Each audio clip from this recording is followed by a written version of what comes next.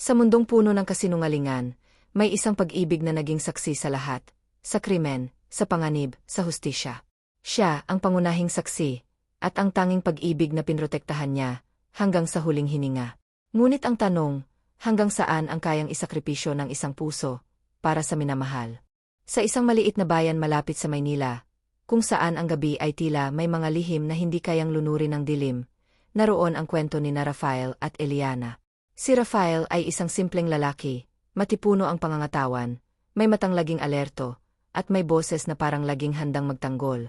Isa siyang mekaniko sa araw, ngunit sa gabi, isa siyang taong may lihim na pinapasan. Minsan, habang pinapakinggan niya ang tunog ng makina, naalala niya ang mga pangyayaring muntik nang magwasak ng kanyang buhay. Si Eliana naman, isang guro sa elementarya. Ang kanyang tinig ay parang musika sa mga bata, at ang kanyang mga mata ay laging may dalang liwanag, kahit sa pinakamasalimuot na sitwasyon. Para kay Rafael, si Eliana ang tanging dahilan kung bakit patuloy siyang lumalaban sa lahat ng unos. Ngunit isang gabi, nagbago ang lahat. Nang gabing iyon, kasabay ng pagbuhos ng ulan, isang malakas na putok ng baril ang yumanig sa katahimikan ng kanilang maliit na bayan. Nakita mismo ni Rafael ang pangyayari. Isang kilalang negosyante sa lugar, si Don Ernesto, ang binaril sa gitna ng kalye. Bumagsak ito sa harap mismo ni Rafael, duguan, habang ang lalaking may dalang baril ay mabilis na tumakas. Diyos ko, bulong ni Rafael. Nanginginig ang kamay habang nakatitig sa duguang katawan ni Don Ernesto.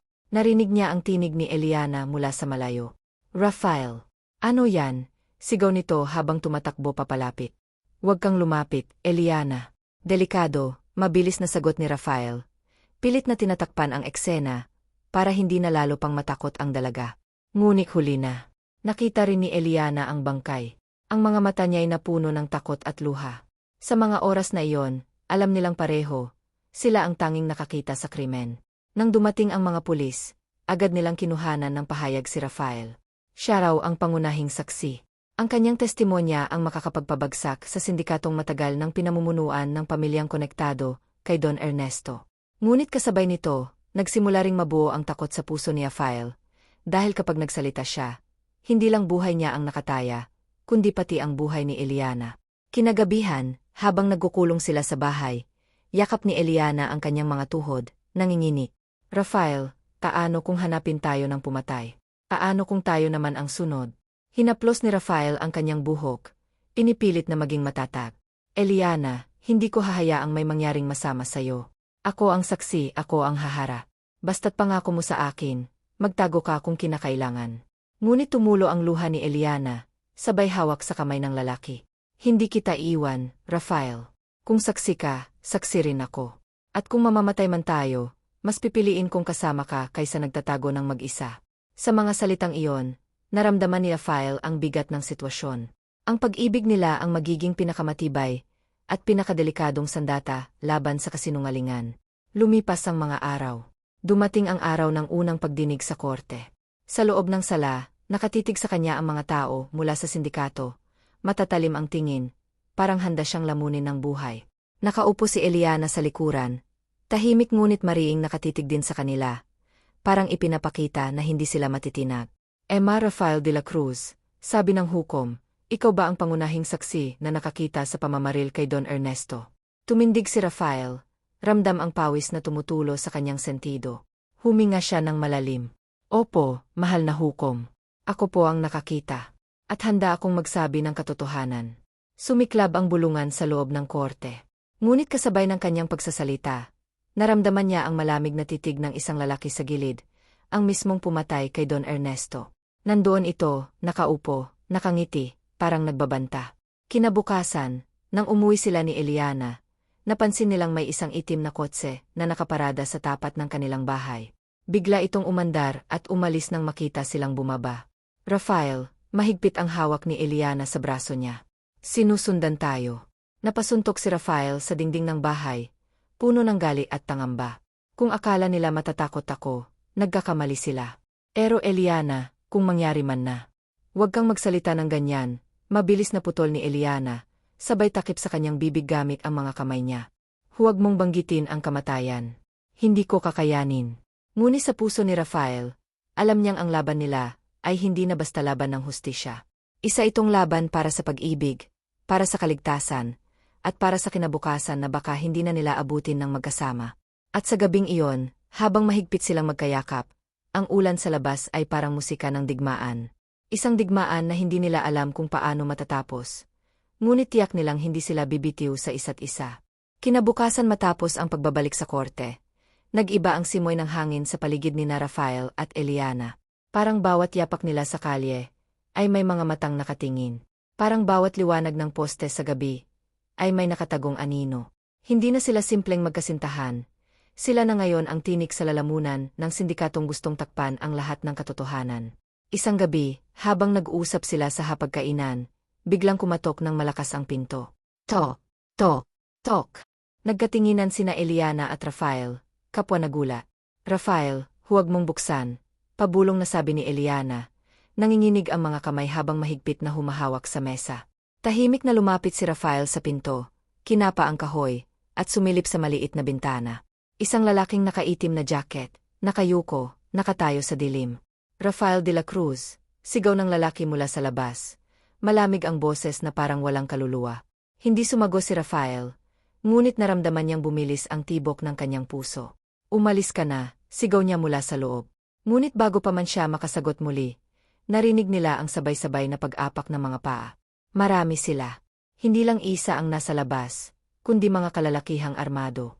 Rafael, sigaw ni Eliana, napahawak sa kanya.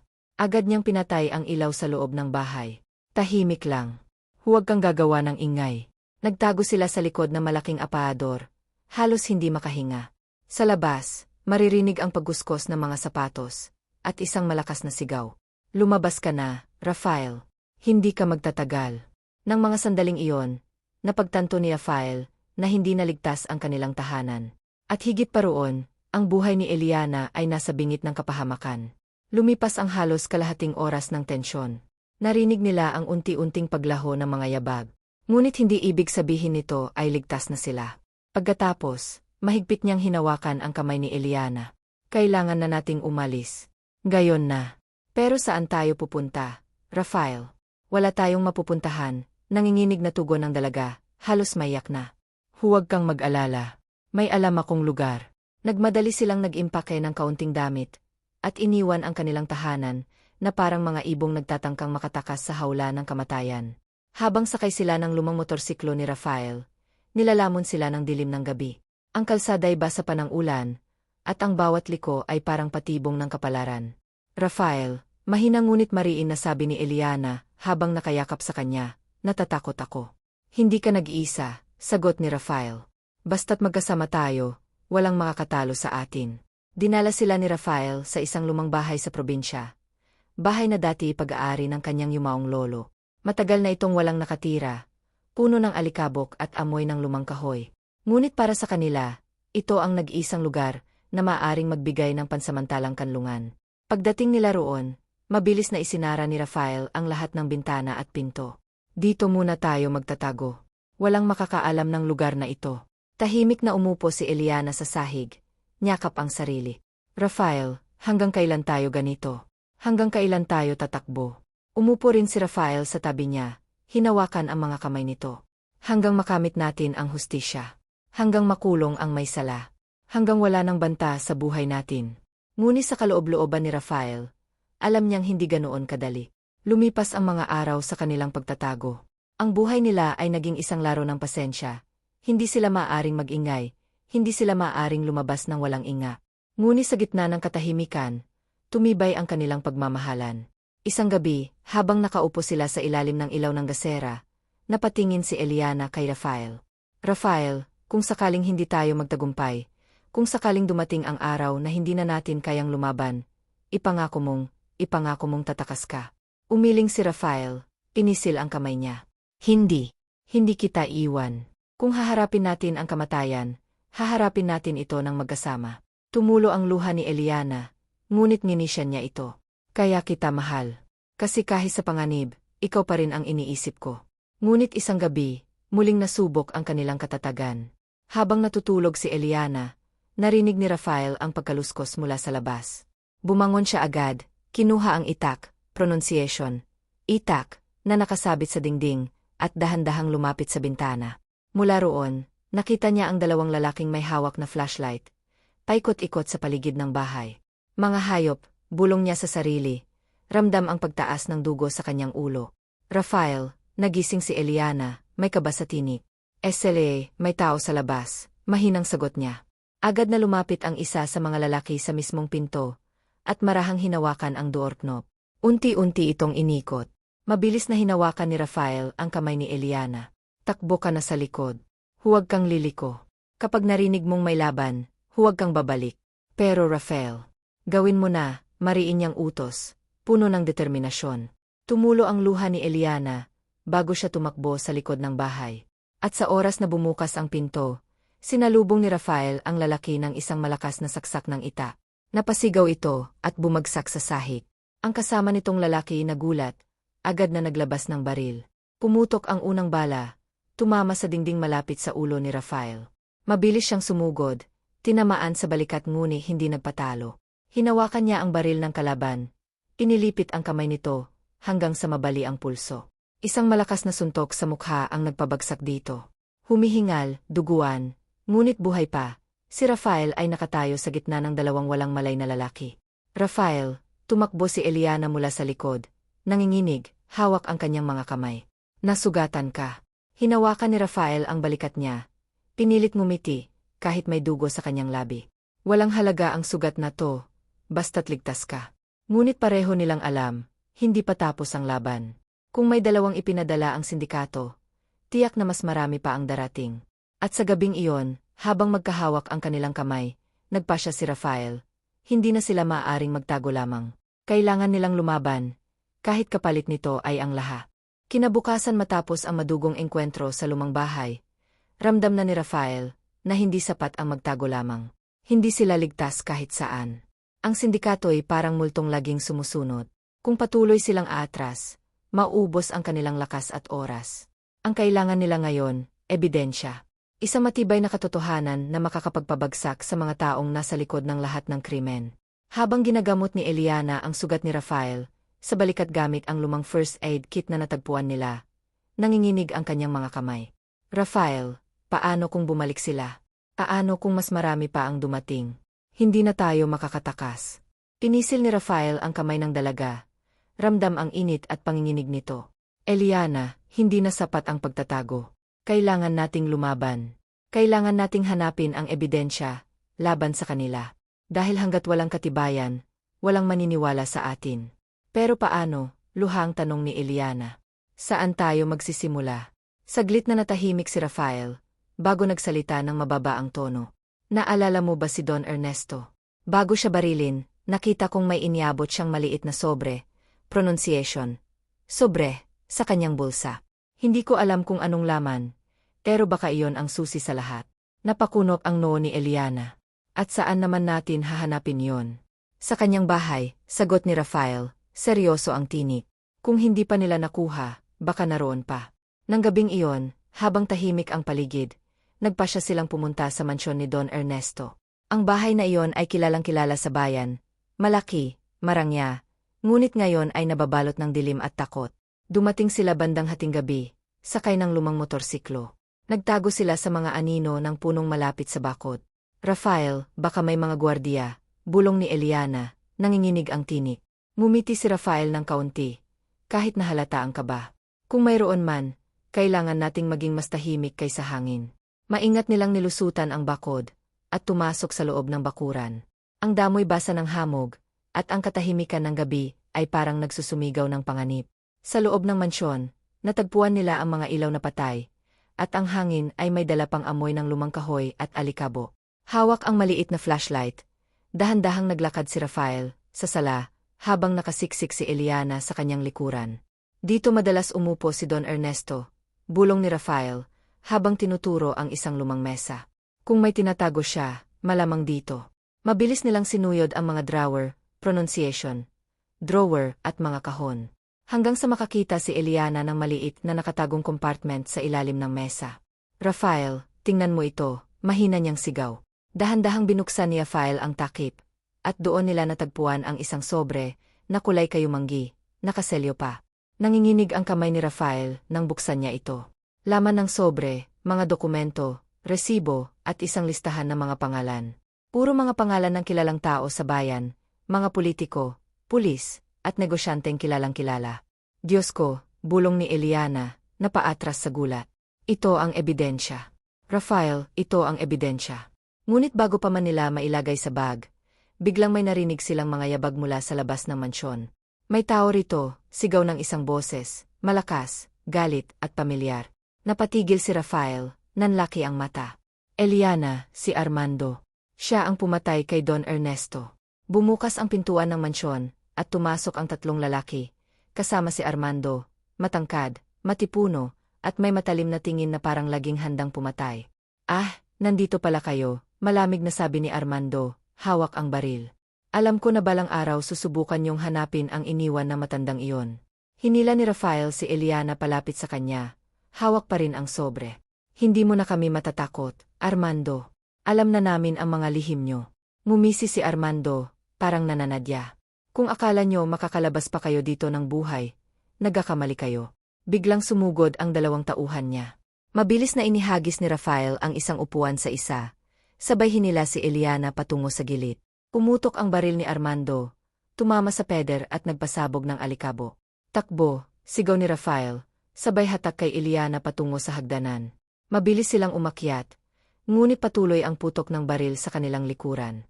Bawat balay parang kamatayan na humahabol sa kanila. Nang makarating sila sa ikalawang palapag, nakita nila ang isang lumang bintana. Hindi nagdalawang isip si Rafael. Sinipa niya ito hanggang mabasag. Eliana, tumalon ka. Nasisiraan ka ba? Sigaw ni Eliana, nanginginig. Mataas ito. Mas mataas ang posibilidad na mamatay tayo dito kapag hindi tayo tumalon. Mariin niyang sago. Walang nagawa si Eliana kundi sundin siya. Tumalon sila mula sa ikalawang palapag at bumagsak sa damuhan ng bakuran. Masakit, mabigat, ngunit buhay sila. Mabilis silang tumakbo palabas, dala ang sobre. Ngunit bago sila tuluyang makalabas sa bakod, biglang tumigil si Rafael. Eliana, tumakbo ka na. Ano? Sigaw ni Eliana, halos hindi makapaniwala. Hindi ako pwedeng umalis nang hindi ko napapabagsak si Armando. Dalhin mo ito sa pulis. Dalhin mo ito sa hukuman. Iniabot ni Rafael ang sobre sa kanya, mariing nakatitik. Rafael, hindi. Hindi kita iiwan. Hinawakan niya ang mukha ni Eliana, titig na titig sa kanyang mga mata. Mahal kita, Eliana. Kaya ko ito ginagawa. Para sa'yo. Para sa atin. Para sa hustisya. Huwag kang mag-alala, babalik ako. Tumulo ang luha ni Eliana, ngunit wala siyang nagawa nang itulak siya ni Rafael palayo. Habang tumatakbo siya palayo, narinig niya ang putukan sa loob ng bakuran. Ang mga sigaw, ang mga yabag, ang dagundong ng gabi. At sa kanyang dibdib, ang sobre ay parang nagbabagang apoy, ebidensya ng katotohanan, ebidensya ng krimen, at ebidensya ng pag-ibig na handang magsakripisyo. Ngunit sa isip niya, isa lang ang bumabalik-balik. Babalik ako, ang huling salita ni Rafael, bago siya nawala sa dilim ng mansyon. Madilim pa rin ang paligid nang makalabas si Eliana sa bakuran ng mansyon. Ramdam niya ang bigat ng sobre sa kanyang dibdib. Parang isang bato na naglalaman ng lahat ng lihim ng kasinungalingan at kasamaan. Ngunit higit pa sa bigat nito, mas mabigat ang iniwang pangako ni Rafael, na babalik siya. Habang tumatakbo sa makipot na daan, halos hindi niya marinig ang sariling paghinga, dahil sa malalakas na putok ng baril, na umaalingaw-ngaw mula sa loob ng mansyon. Bawat putok ay parang kidlat na sumasaksak sa kanyang puso. Nag-iwan ng tanong, buhay pa ba si Rafael? Ngunit hindi siya pwedeng tumigil. Hindi siya pwedeng bumalik. Kailangan niyang tuparin ang bilin ni Rafael. Dalhin ang ebidensya sa hukuman. Nakarating siya sa lumang kalsada, kung saan may dumaraan pa ring ilang jeepney, kahit 10 oras ng gabi. Huminto siya, hawak ang sobre, at halos mapahagulgol sa pagmamakaawa. Manong, pulis siya po, dalhin niyo ako sa estasyon ng pulis, sigaw niya sa driver. Nagulat ang matanda, ngunit nang makita ang dugo sa kanyang damit, at ang takot sa kanyang mga mata, hindi na nagtanong pa. Sige hiya, sakay ka na. Habang umaandar ang jeep, nanginginig ang mga kamay ni Eliana, habang yakap ang sobre. Tahimik siyang nagdasal. Diyos ko, iligtas niyo po si Rafael. Huwag niyo siyang pabayaan. Samantala, sa loob ng mansyon, ibang kwento ang nagagana. Si Rafael ay naipit sa harap ng 3 tauhan ni Armando. Ang kanyang damit ay duguan, ang balikat ay masakit. Ngunit ang kanyang mga mata ay matalim pa ring nakatitig sa mga kalaban. Wala ka ng ligtas na daan, Rafael, malamig na wika ni Armando, habang hawak ang baril. Mas mabuti pang sumuko ka. Pero kahit sumuko ka, hindi ka na makakalabas ng buhay dito. Ngumisi si Rafael, kahit kapos sa hininga. Kung mamamatay man ako, titiyakin kong hindi ako mag-isa. Sumugod siya ng walang pag-aalinlangan. Sinipa ang isang mesa upang maitulak ang kalabang nakatayo sa gilid. Mabilis niyang inagaw ang baril mula sa isa pang tauhan at pinaputukan ang ilaw sa kisame. Dahilan upang magdilim ang buong mansyon. Nagkagulo ang lahat. Ang mga putok ng baril ay naging bulag na suntok sa dilim. Sa gitna ng kaguluhan, nagawa ni Rafael na makaalis sa sala at nagtago sa isang silid. Nanginginig ang kanyang katawan, ngunit hindi siya papayag na matalo. Rafael, sigaw ni Armando, galit na galit. Lalabas at lalabas ka rin. At oras na makita kita, patay ka. Huminga ng malalim si Rafael, at sa kanyang isip ay isa lang ang naglalaro, ang mukha ni Eliana. Ang kanyang mga mata, ang kanyang luha, ang kanyang pangako na hindi siya iiwan. Para sa'yo, Eliana, bulong niya sa sarili. Para sa atin. Sa kabilang banda, nakarating na si Eliana sa presinto ng pulis.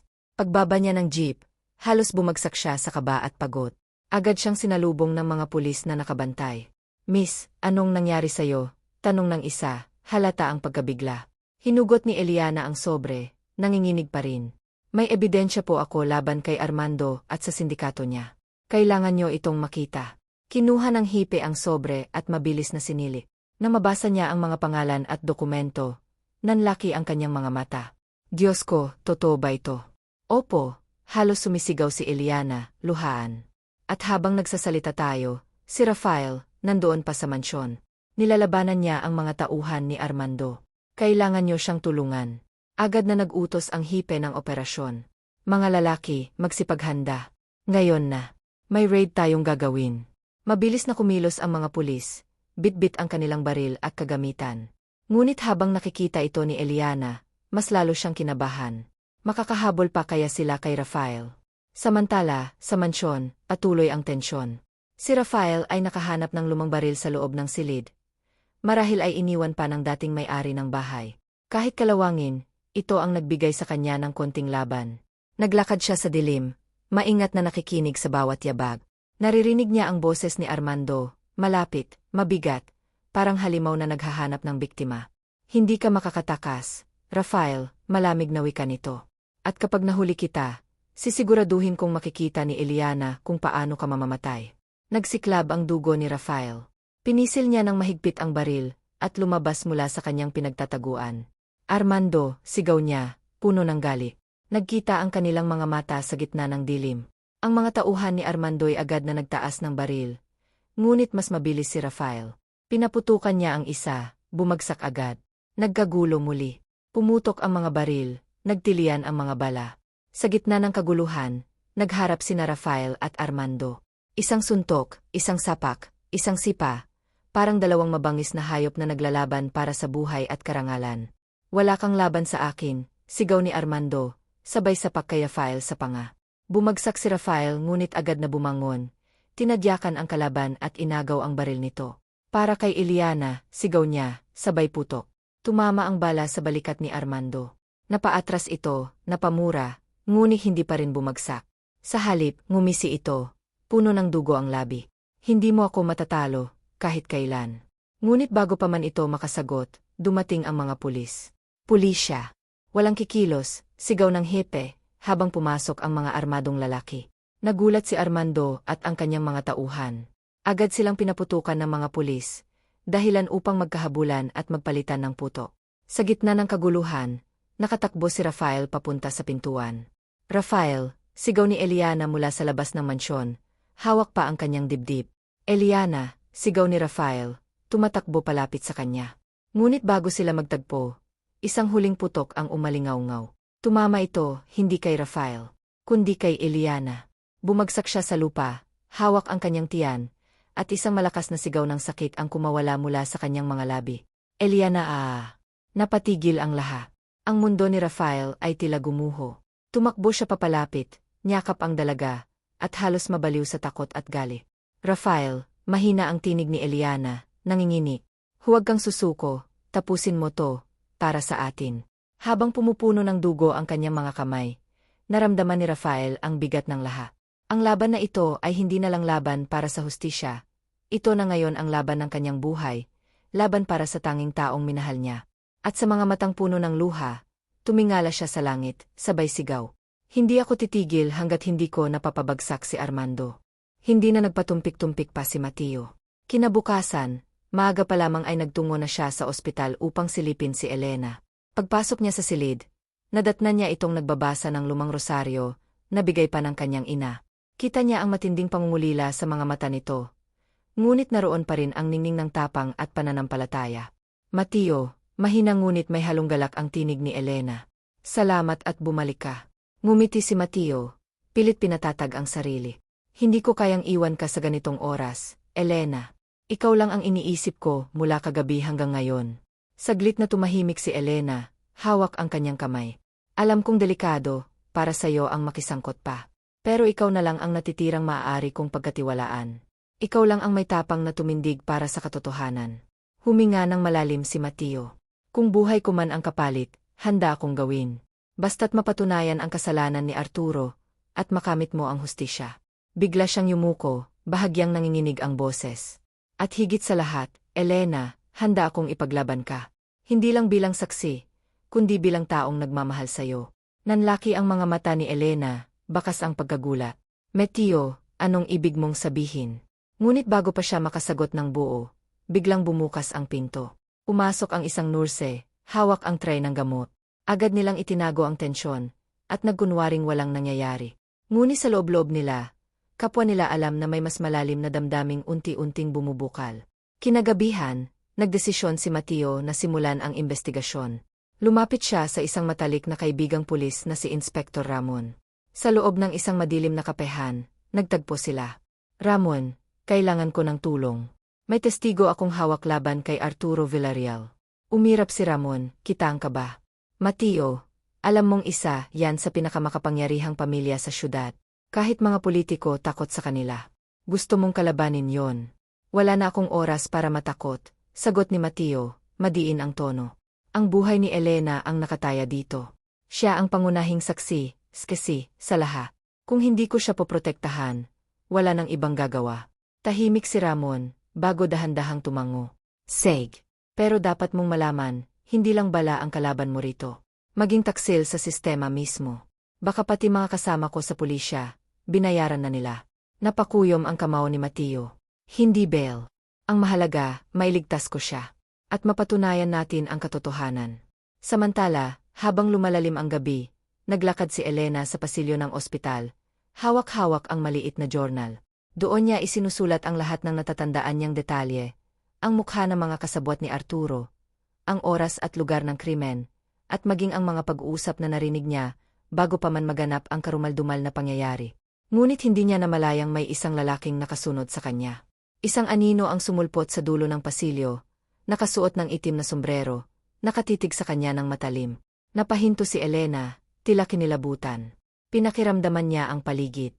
Nang lingunin niya, wala na ito. Ngunit sa sahig, nakita niyang may iniwang piraso ng papel. Dinampot niya ito, isang sulat na may nakasulat na, "Tumigil ka na, o ikaw ang isusunod." Agad na kinabahan si Elena, at dali-daling bumalik sa silid. Kinabukasan, nang dumating si Mateo, iniabot niya rito ang sulat. "Mateo, ibig sabihin nito, alam nilang buhay pa ako. At pinagmamasdan nila ako."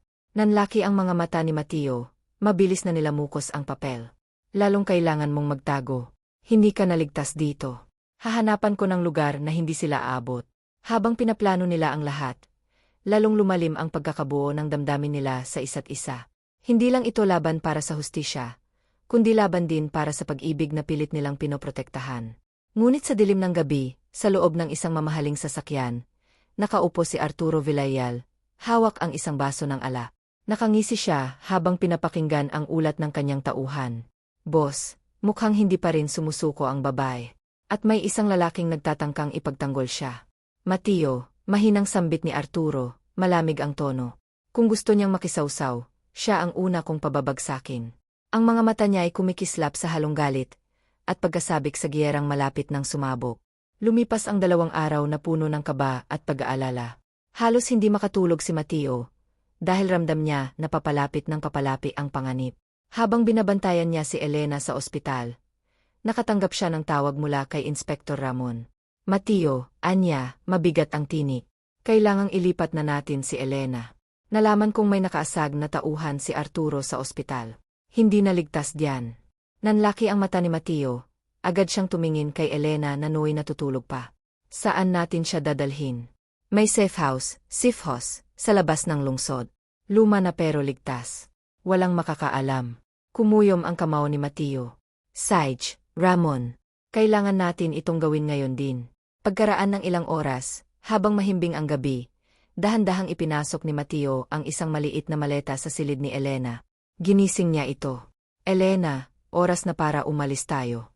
Nagula si Elena, baka sa mukha ang takot at pagkalito. Mateo, ngayong gabi.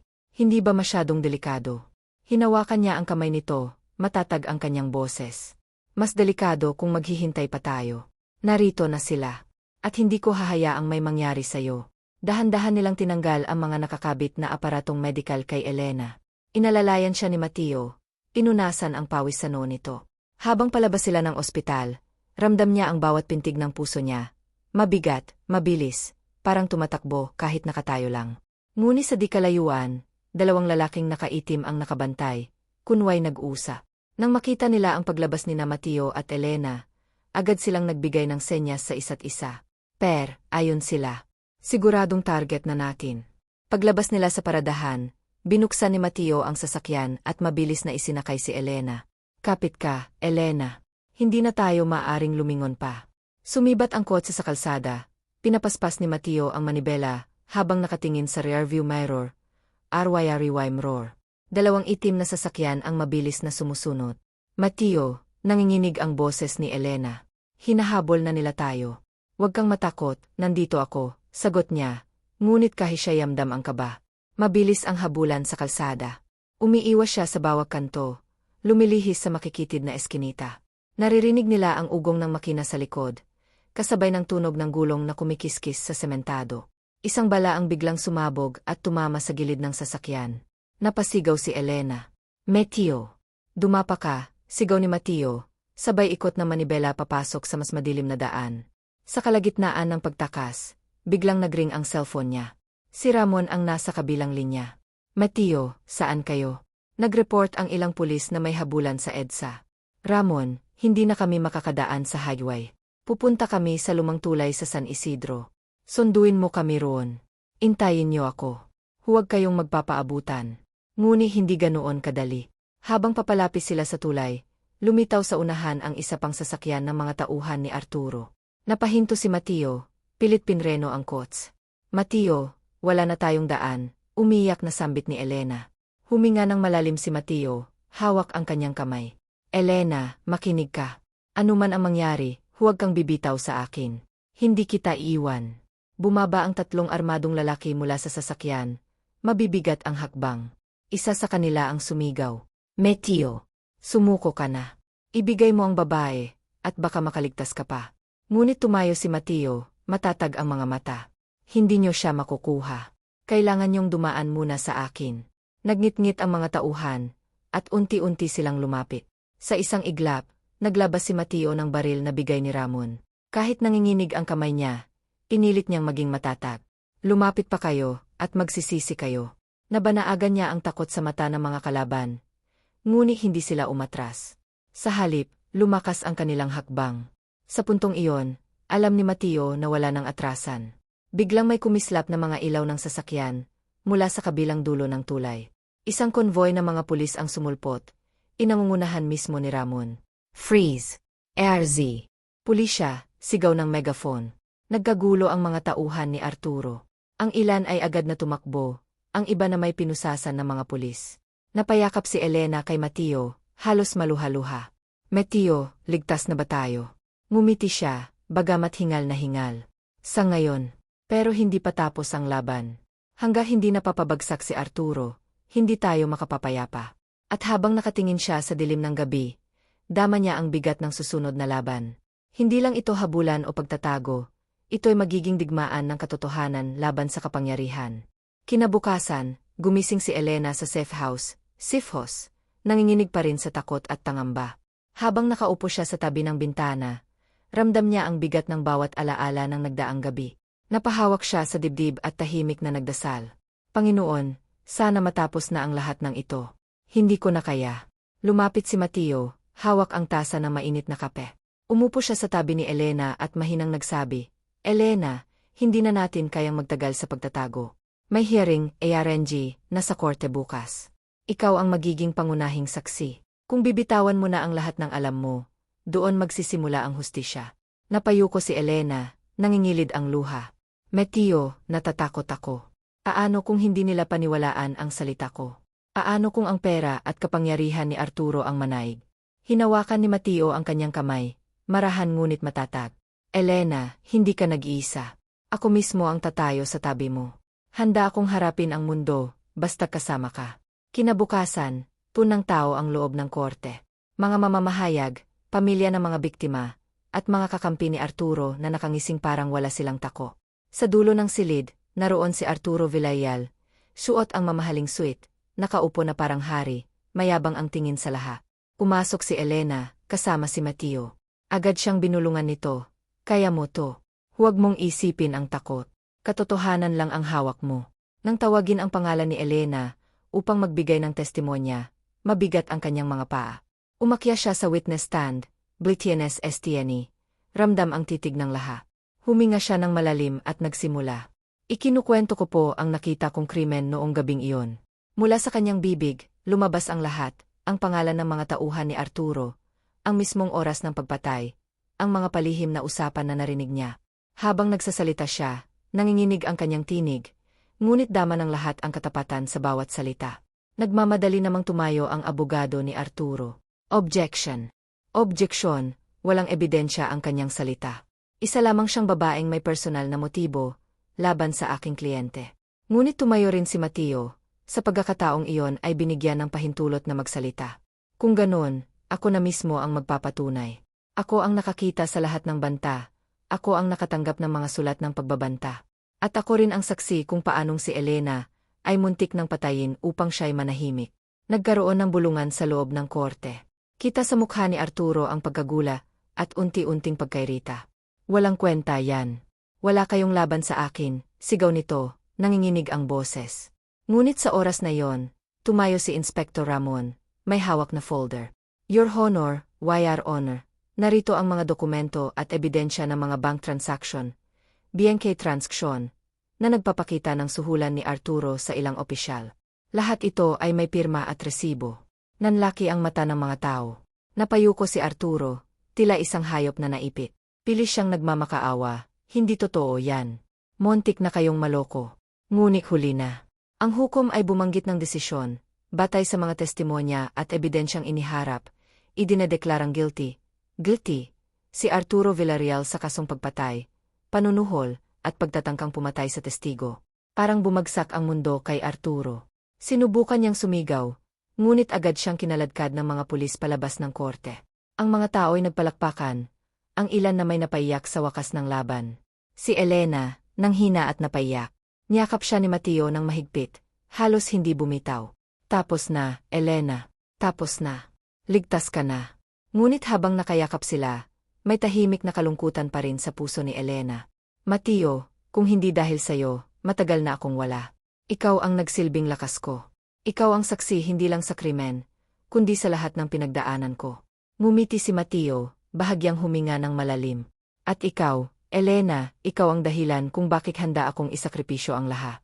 Dahil ikaw ang tanging pag-ibig na ipaglalaban ko, hanggang huli. Sa labas ng korte, sinalubong sila ng sikat ng araw. Tila ba ipinapakita ng kalikasan ang bagong simula. Sa kabila ng lahat ng sakit, pagtataksil, at panganib, nanatiling buhay ang pag-asa, at ang pag-ibig na nagsilbing sandata nila sa gitna ng dilim. At sa dulo ng kanilang paglalakbay, naiwan ang aral, na walang kapangyarihan o kasamaan na makakatalo sa katotohanan, pag-ibig at katapatan. Minsan, sa buhay natin, darating ang mga pagkakataong susubukin ang ating tapang at katapatan. Si Elena, isang simpleng babae lamang, ngunit nagkaroon ng pinakamabigat na papel, maging pangunahing saksi sa krimen na makapangyarihang si Arturo. At si Mateo, Isang lalaking walang hawak, kundi ang kanyang puso at paninindigan, na handang isakripisyo ang lahat alang-alang sa taong mahal niya. Nakita natin kung paanong ang kasinungalingan at kasakiman ay bumagsak sa harap ng katotohanan, at kung paanong ang tunay na pag-ibig ay naging sandigan sa oras ng panganib. Ang aral ng kwento, gaano man kalalim ang dilim, gaano man kalakas ang kaaway, ang katotohanan at pag-ibig ay laging mananay. Kung nagustuhan ninyo ang kwentong ito, huwag kalimutang i-like, i-share, at mag-subscribe para sa iba pang mga makabagbag damdaming kwento ng buhay at pag-ibig. Ako po si Pangalan Moe, at lagi kong ipapaalala, ang hustisya at pag-ibig, kailanman ay hindi kayang talunin ng kasamaan.